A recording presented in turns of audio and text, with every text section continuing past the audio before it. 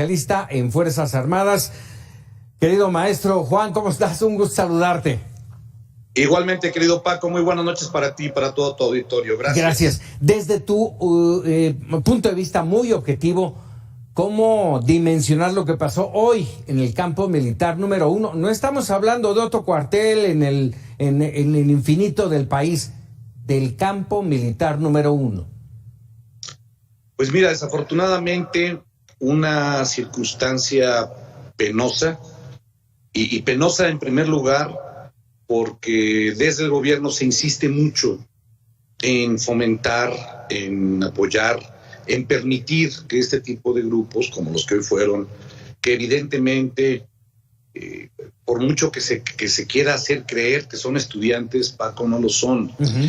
Y justamente llevarlos al corazón de los campos militares del país, tan importante como es el campo militar número 1, justamente para que sigan teniendo esas demostraciones de violencia, de intolerancia, pero sobre todo, Paco, de mentira, porque lo que fueron a hacer, independientemente de lo que vimos, como dices tú, de una forma objetiva, hay que decirlo, la puerta que tiran, las rejas que rompen, las pintas, donde por fuerza tiene que ser el ejército, Paco, quienes asesinaron a estos muchachos, porque así lo ponen ellos. Uh-huh. Ejército asesino, ejército represor. Fue el ejército en estas pintas, el discurso o las palabras ya desgastadas de Vidulfo Rosales, el abogado de los 40, o de las familias de los 43.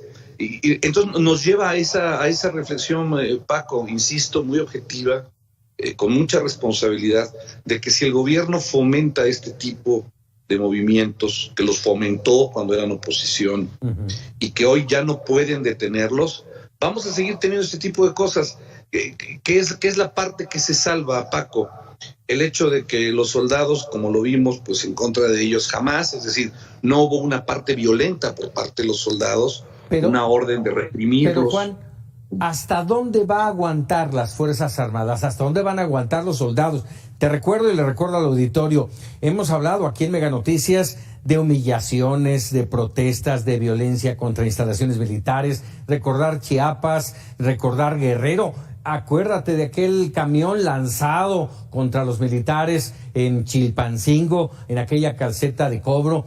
¿Hasta dónde va a aguantar y en qué papel quedan las Fuerzas Armadas, el ejército? Mira, la pregunta es muy importante, Paco, que haces, porque al final de cuentas, si se tratara de aguantar, si se tratara de paciencia, pues se tendría un límite. Las Fuerzas Armadas no van a actuar nunca en contra de grupos, en contra de movimientos, en contra de la gente.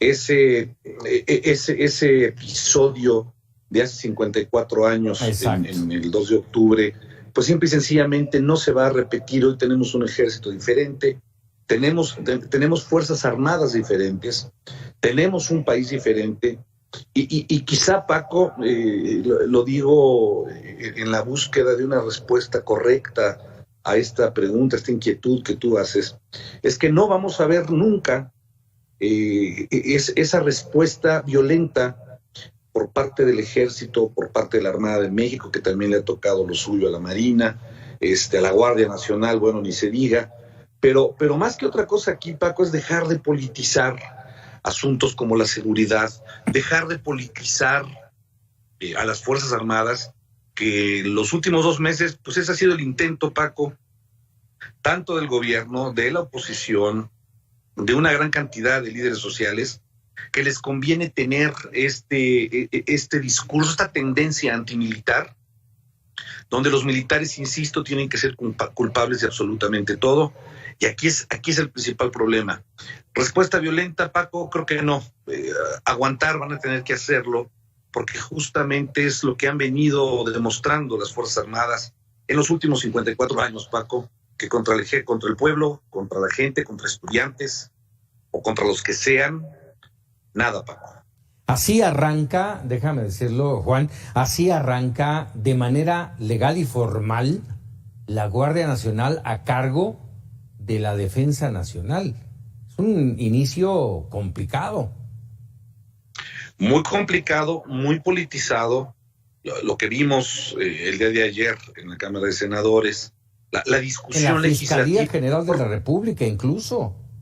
de la Fiscalía General de la República, la detención la semana pasada de 4 militares justamente por este caso de Ayotzinapa, que no están detenidos por eso, lo están detenidos por delincuencia organizada, pero justamente se está arrancando una Guardia Nacional o se está integrando una Guardia Nacional a la Secretaría de Defensa Nacional de una forma convulsa, de una forma confusa también, porque al final de cuentas, Paco, la gente no se está preguntando dónde debe de estar la Guardia. La gente lo que quiere es que la Guardia Nacional siga haciendo lo que en los últimos 3 años ha venido haciendo. La gente no quiere que los soldados se vayan a sus cuarteles ni que se vayan de sus localidades. Esta idea del presidente hoy de hacer una consulta pública, A ver. Pues la respuesta ahí está, Paco. Las Fuerzas Armadas son una institución de mayor nivel de confianza en este país. Sí, pero vamos, una consulta. Cuando no te alcanzaron los votos para llegar a lo que quieres, que no necesariamente, lo decía hace un momento antes de entrar contigo, Juan, y lo repito ahora, yo estoy a favor de que las Fuerzas Armadas se mantengan en las calles hasta 2028, si quieren, que se mantengan, pero eso no es la solución a la inseguridad y la violencia, y menos si los tienen amarrados como los han tenido en los últimos 4, y los resultados en los últimos 16. No vemos claros resultados en contra de esto. Si no hay una profesionalización, una dignificación de las policías municipales. Paco, te doy un dato: 2 de cada 3 policías en este país, me refiero a policías municipales y estatales, jamás ascienden en su carrera policial. No hay ningún beneficio laboral que pueda ser atractivo para un policía. Debe de cambiar esto, sí, porque bien lo mencionas, ni con los más de 300,000 elementos que hay de soldados de tierra, mar y aire y guardias nacionales, el problema no se va a acabar, porque al final de cuentas las Fuerzas Armadas han respondido bien, es decir, recuperan espacios. ¿Cuántas veces se ha recuperado Veracruz, Acapulco, Ciudad Juárez, Morelia, Monterrey? Una gran cantidad de espacios que la delincuencia tenía tomados, que las Fuerzas Armadas se las quitaban, las recuperaban, se le devuelven a las autoridades civiles y las vuelven a perder, Paco. Y este es un círculo vicioso, maléfico, y un cuento de nunca acabar, porque quien está sufriendo es la sociedad por la gran impunidad que tenemos en este país. Totalmente de acuerdo. Juan Ibarrola, te agradezco como siempre estos minutos para Mega Noticias.